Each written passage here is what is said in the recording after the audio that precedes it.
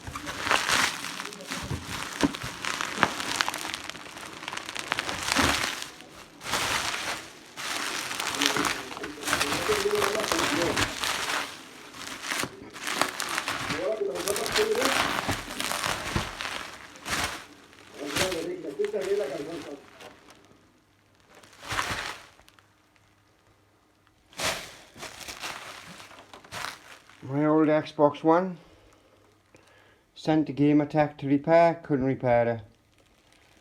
So it's fucked, but £68 for repair, because they couldn't fix it. I got a refurbished Xbox S, which they deducted the £68 off, and then I paid £150.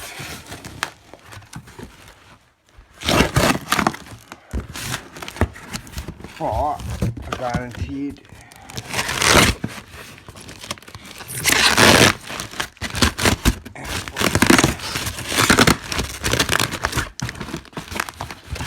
well wrapped.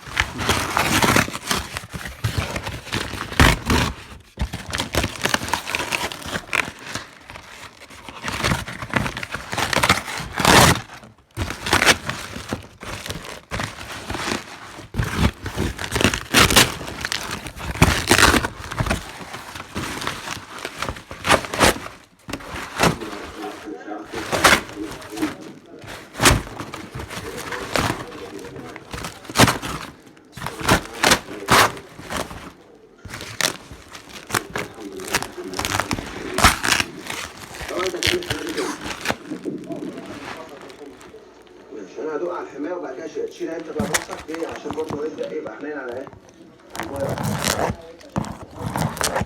عادي حتى لو انت برضه ما تكونش معايا بس عندنا عند الحمايه.